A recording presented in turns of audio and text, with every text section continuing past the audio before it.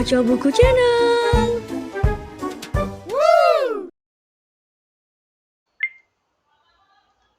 Bab 3, Teknik Pengambilan Gambar.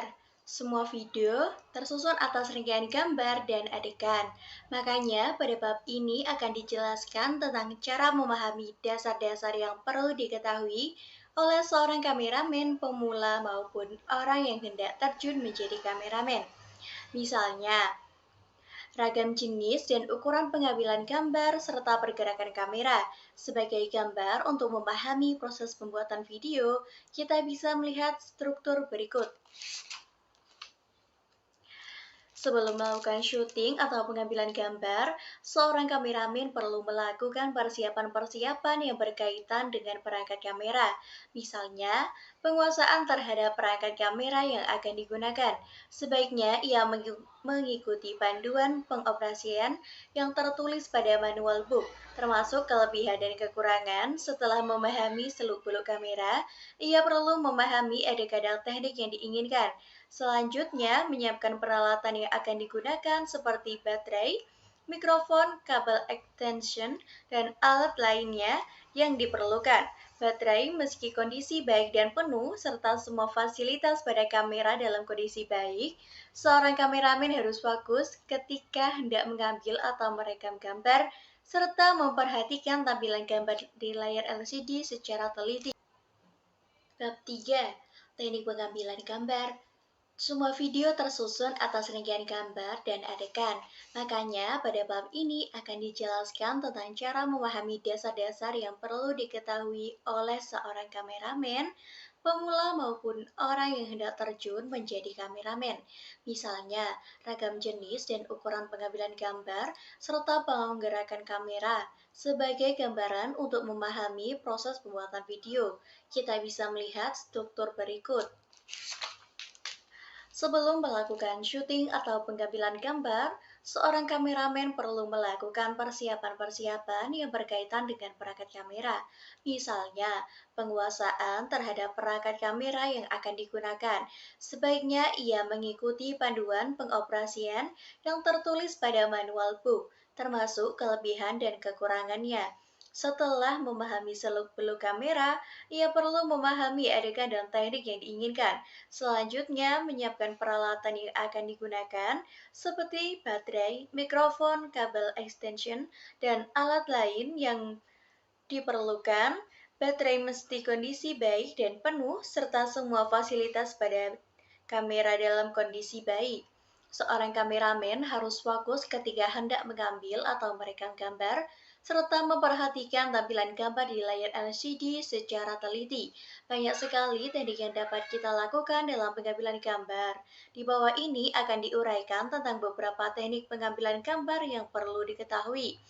Namun selain teknik-teknik maupun cara pengambilan gambar yang harus dimiliki oleh seorang kameramen, ia juga harus memiliki sense of art, karena gambar yang diambil olehnya merupakan karya seni.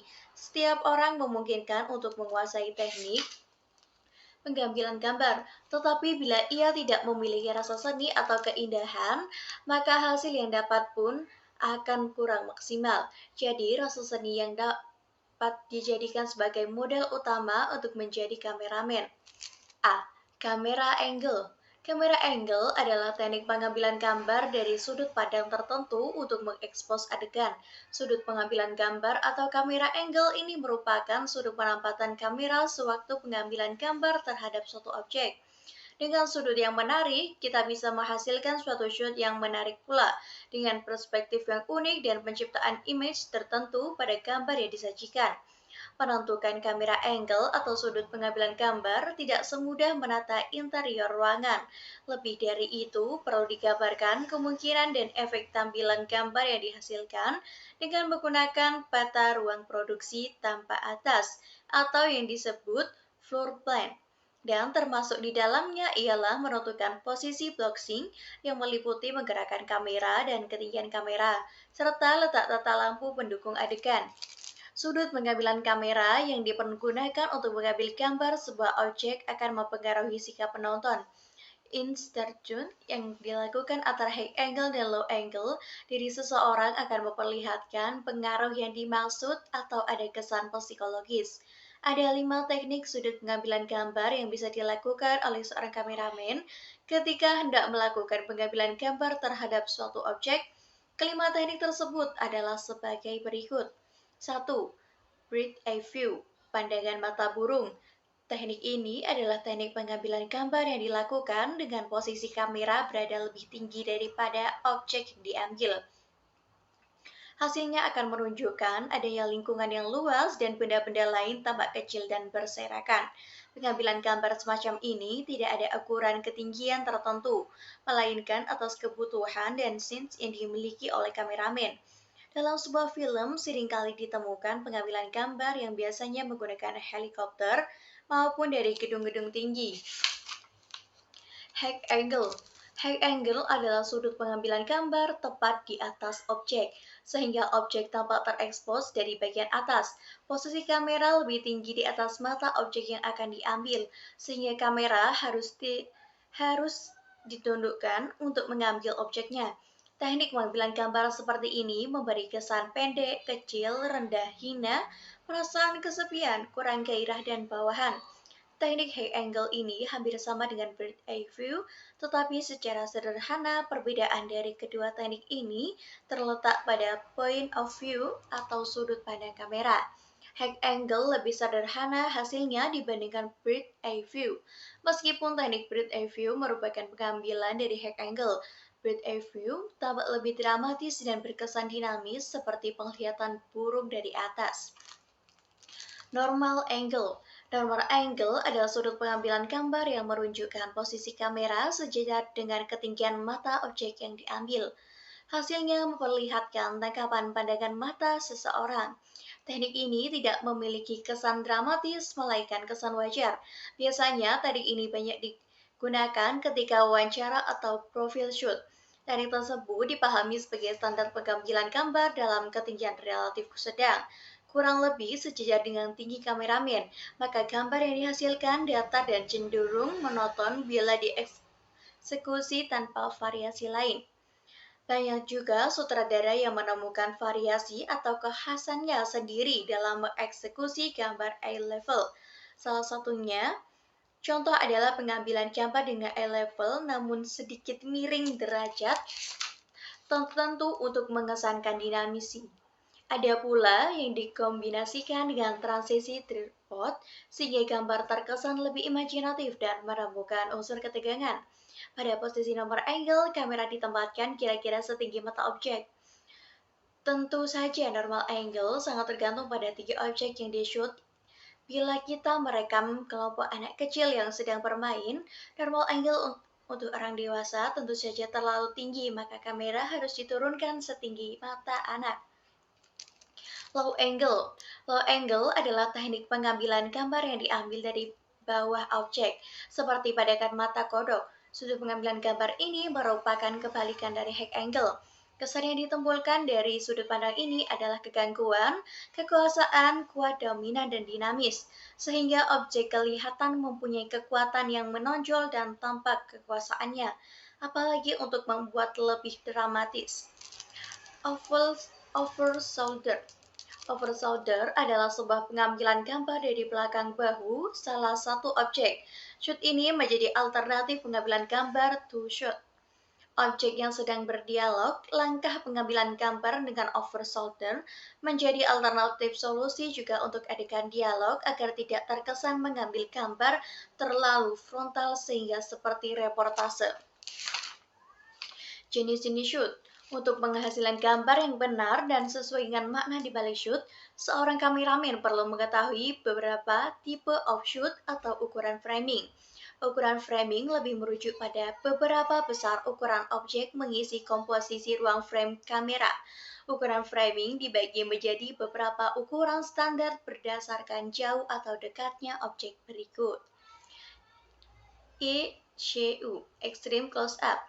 ECU adalah pengambilan suatu gambar sebesar mungkin yang menampilkan bagian tertentu dari tubuh manusia atau menampilkan detail objek. Pengambilan gambar sangat dekat dan hanya menampilkan bagian tertentu pada tubuh objek. Misalnya, pengambilan gambar pada mata atau mulut. Fungsinya adalah mengetahui detail suatu objek. Objek mengisi seluruh layar dan detailnya sangat jelas. Kekuatan ECU adalah kedekatan dan ketajaman hanya pada suatu objek. Biasanya jenis shoot ini banyak dibutuhkan dalam video musik untuk transisi gambar. Kelemahannya adalah menentukan depth of field. Karena jarak antara objek dan jangkauan lensa sangat dekat, jenis shoot ini sering juga digunakan dalam program instruksional. Big close-up adalah pengambilan gambar pada daerah kepala untuk menunjukkan sifat-sifat yang tercermin dari wajah seseorang atau bagian dari wajah. Misalnya, kedalaman pandangan mata, kebajikan raut wajah, dan keharuan seseorang. Hal tersebut merupakan ungkapan dalam komposisi Big close-up. Jenis shoot bisa dipakai untuk drama horor, talk show, dan kuis untuk menggambarkan reaksi atas sebuah benda. Pengambilan gambar ini hanya sebatas kepala hingga dagu objek. Fungsinya adalah menonjolkan ekspresi yang dikeluarkan objek, ukuran lebih memusat atau detail pada bagian kecil tubuh manusia, atau aksi yang mendukung informasi. Close-up adalah pengambilan gambar dari dekat yang menonjolkan bagian kepala dan bahu, atau pemandangan suatu objek gambar dari dekat. Hal ini merupakan bagian dari emosi atau reaksi dari objek utama. Melalui close-up, kita bisa mendapatkan gambar dengan berbicara, dan penonton pun merasakan kedekatan dengan objek. Pengambilan gambar close-up memiliki ukuran gambar terbatas dari bahu hingga ujung kepala. Karakteristik dari shot ini ialah objek menjadi titik perhatian utama, sedangkan latar belakang tampak sedikit sekali. Fungsinya adalah pengambilan gambar secara jelas objek tersebut. Framing pengambilan gambar tipe shoot jenis ini seakan-akan kamera berada dekat atau terlihat dekat dengan objek, sehingga gambar yang dihasilkan akan tampak jelas dan memenuhi ruang frame. Tipe shoot jenis ini juga disebut dengan close shoot.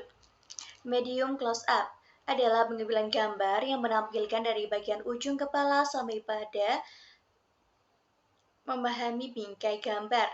Jenis ini paling sering digunakan dalam televisi. Fungsinya adalah mempertegas profil seseorang sehingga menonton jelas. Medium close-up merupakan pengambilan gambar dengan komposisi framing objek lebih dekat dari medium shoot. Untuk pengambilan gambar ini, kita mesti memperhatikan sendiri subjeknya. Medium shoot adalah pengambilan gambar sebatas kepala hingga pinggang.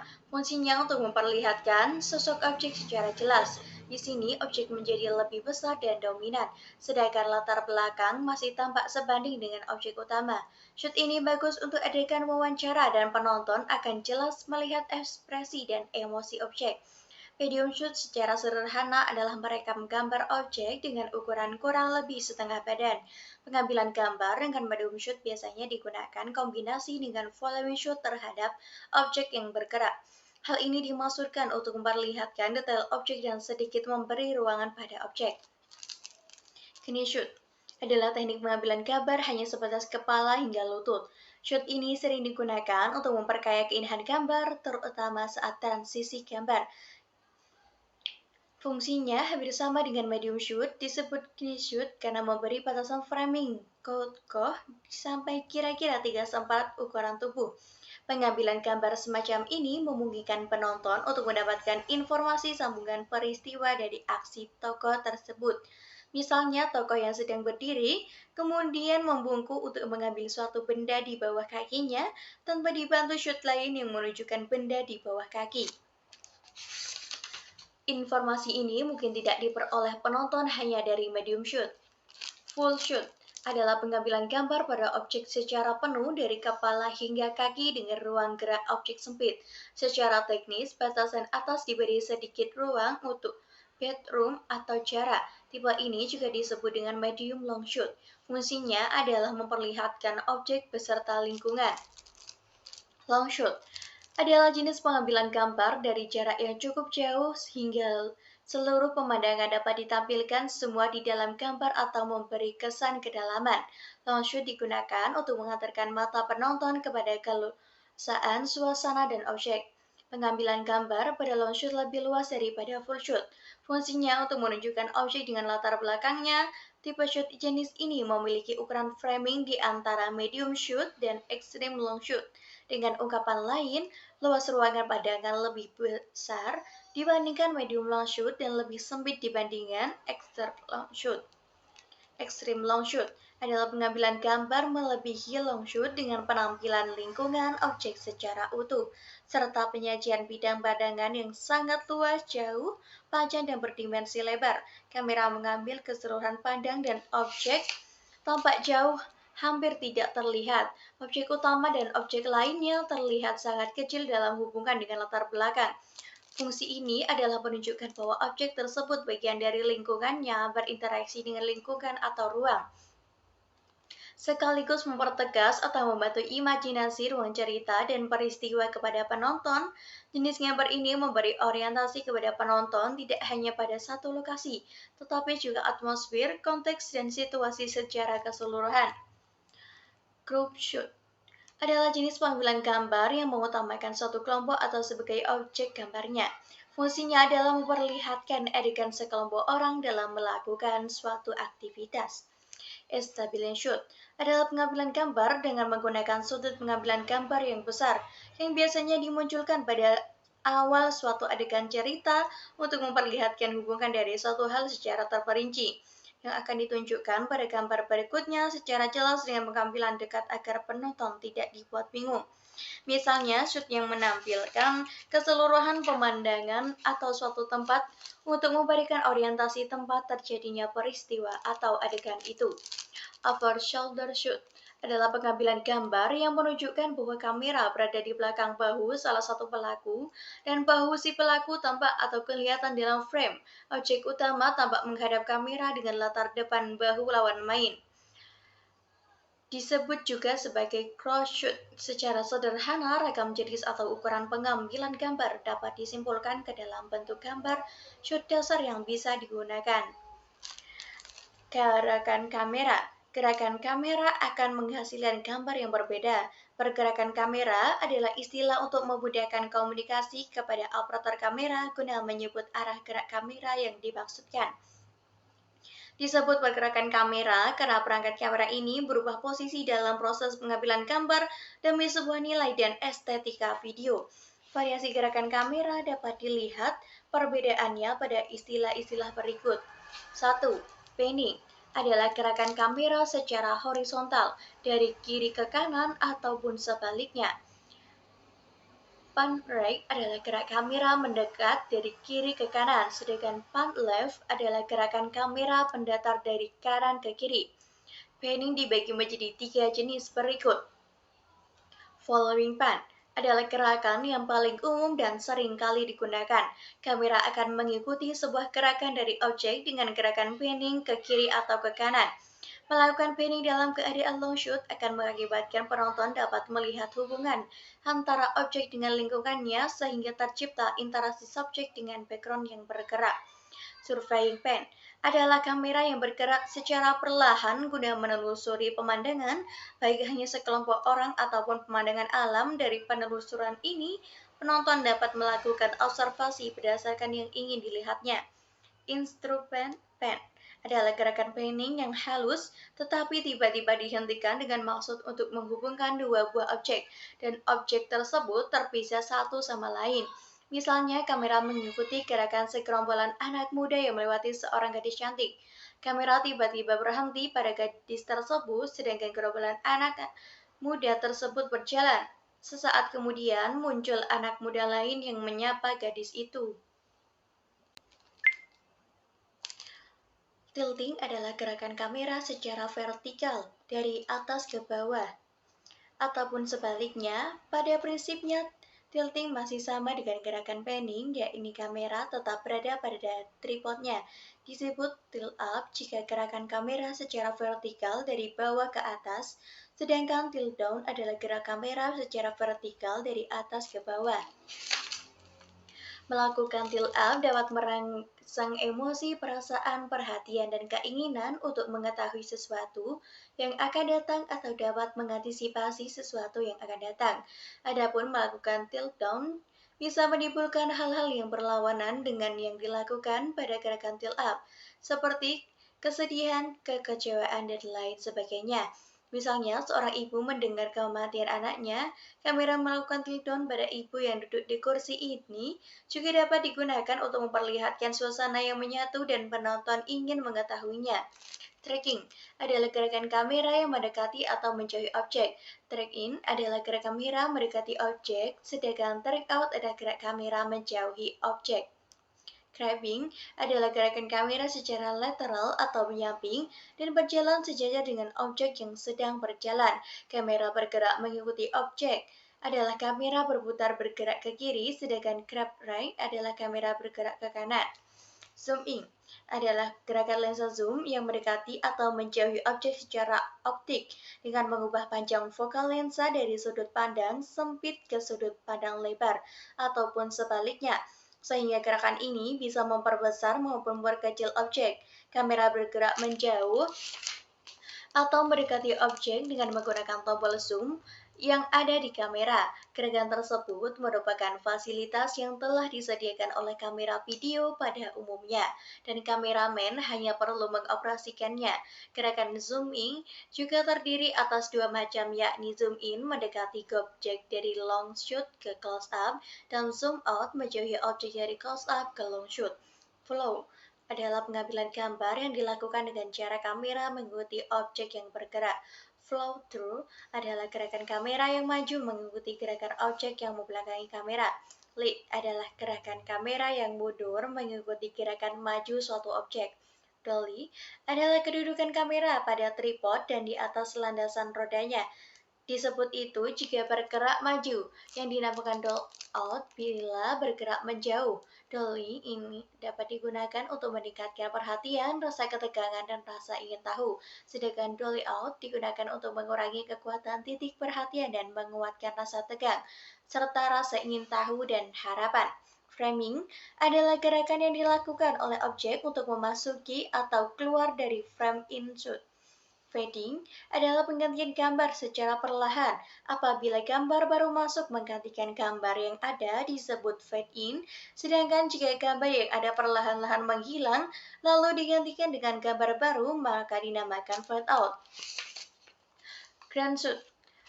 Grand shoot ialah gerakan kamera yang dipasang pada alat bantu mesin beroda dan bergerak sendiri bersama kameramen baik mendekati maupun menjauhi objek tanpa gerakan kamera. Dalam teknik pengambilan gambar, tanpa menggerakkan kamera yang bergerak, hanyalah objek yang diambil.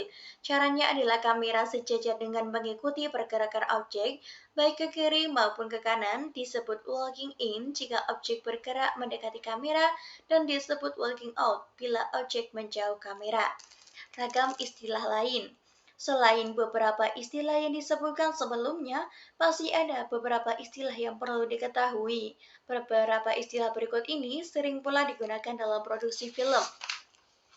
Zooming atau zoom merupakan fasilitas yang memungkinkan mendapat objek gambar terkesan dekat meskipun kamera berada di relatif jauh dari objek gambar ataupun sebaliknya. Fasilitas tersebut tersedia pada setiap jenis kamera baik analog maupun digital. Blur adalah efek hasil perekaman gambar sehingga tampak seperti tidak fokus dan buram. Efek blur dapat dihasilkan saat perekaman gambar oleh kamera atau juga bisa direkayasa pada tahap pasca produksi. Fading. Istilah ini digunakan untuk menyebut tampilan gambar yang muncul, fade in atau menghilang fade out secara perlahan dari layar. Salah satu fungsinya yaitu memberi batasan ruang pada adegan video atau film. Artinya ketika gambar fade out dari layar, kemudian fade in dan sudah berganti gambar, cerita nuansa dan tempo alur, maka fading tersebut berfungsi sebagai pengakhir babak atau peringkas waktu untuk menghilangkan adegan yang tidak perlu. Sebagai contoh, ialah adegan kejar-kejaran antara pencuri dengan polisi dan sempat terjadi ketegangan baku tembak. Kemudian si pencuri berada di kantor polisi dalam keadaan diborgol dan babak belur. Di sini dihilangkan adegan pencuri yang dibawa ke kantor polisi. Meskipun begitu, alur cerita tidak rusak. Adegan pencuri dibawa ke kantor polisi dirasa tidak perlu ditampilkan karena hanya akan menurunkan mood penonton mengikuti alur film. White balance, salah satu penting yang perlu diketahui oleh seorang kameramen adalah sebuah standarisasi warna akibat cahaya yang masuk. White balance diperlukan karena ada kemungkinan perbedaan warna penangkapan cahaya pada kamera saat pengambilan gambar dilakukan di dalam ruangan, indoor maupun di luar. Untuk mendapatkan white balance, biasanya digunakan kertas HVS warna putih yang diletakkan di depan lensa kamera, kemudian difokuskan pada kertas tersebut. Dalam hal ini, digunakan fasilitas tombol white balance sehingga mampu indikator white balance menunjukkan stabil dan tak lagi berkedip. Contoh kamera yang memiliki fasilitas white balance adalah kamera jenis VHS. Wall-in dan wall-out. Jika kita pernah belajar tentang tracking yang menunjukkan kamera aktif bergerak untuk menjauhi ataupun mendekati objek syuting, maka objek bergerak mendekati atau menjauhi kamera dengan posisi kamera yang tidak bergerak pada tripod. Wall-in adalah pergerakan objek mendekati kamera, sedangkan wall-out ialah pergerakan objek menjauhi kamera. Makna dan pesan di balik ragam shoot, movement, dan angle. Ragam variasi shoot, pergerakan kamera, dan angle ternyata memiliki makna tersendiri di balik itu. Pemilihan jenis atau variasi shoot dan angle tertentu oleh seorang kameramen juga memiliki nilai pesan yang ingin disampaikan kepada penonton. Melalui unsur verbal atau visual yang diperoleh dua tingkatnya makna, yaitu makna denotatif dan dapat pada semiosis tingkat pertama dan makna konotatif yang diperoleh oleh semiosis tingkat berikutnya. Pendekatan semiotik terletak pada tingkat kedua atau tingkat signifik dan makna pesan dapat dipahami secara utuh. Roland Barthes adalah seorang ahli semiotika lebih banyak melihat dari makna pertama, terutama unsur visual yakni makna denotatif, sehingga bisa ditelisik makna-makna verbal dan dihasilkan dari sisi praktis oleh si pembuat pesan. Ketika kita menonton sebuah film atau tayangan televisi, sebenarnya kita sedang menyaksikan rangkaian shoot dalam sebuah segmen dan rangkaian segmen dalam sebuah sequence. Dan begitu seterusnya sehingga kita melihat rangkaian tayangan atau film secara utuh. Disadari atau tidak, penonton sebenarnya telah disuguhi ratusan bahkan ribuan shoot yang muncul silih berganti di layar televisi setiap hari. Jika ditelusuri secara lebih mendalam, ternyata di balik pemilihan shoot dan semacamnya terdapat pesan yang ingin disampaikan oleh si pembuat dalam menciptakan rangkaian shoot. Sayangnya, tidak semua pesan baik disampaikan dengan baik, dan ironisnya hal ini karena kesalahan dari si pembuat pesan. Shoot semestinya tidak semata urusan teknik, mekanis, dan estetik belaka, tetapi menyampaikan pesan yang berkaitan dengan filosofi sebuah shoot. 1. Shoot. Sebelum telah dijelaskan tentang beragam ukuran shoot atau jenis shoot. Shoot merupakan besar atau kecilnya objek dalam sebuah frame. Jenis shoot terdiri atas beberapa macam berikut. Extreme close up, very close up, big close up, medium close up, kinetic shoot, medium long shoot, extreme long shoot. Setiap ukuran shoot tersebut memiliki makna yang berbeda-beda ketika diimplementasikan pada pengambilan sebuah gambar atau syuting. Sementara itu, penggunaan long shoot dilakukan dengan tujuan berikut. Untuk mengikuti area yang lebar atau ketika adegan berjalan cepat, untuk menunjukkan lokasi adegan atau tempat setting, untuk menunjukkan progres, untuk menunjukkan posisi objek yang memiliki hubungan dengan yang lain. Sementara itu, tipe medium shoot paling umum kita jumpai dalam film maupun televisi. Jenis shoot ini adalah paling aman karena tidak ada penekanan khusus seperti halnya pada long shoot dan close shoot.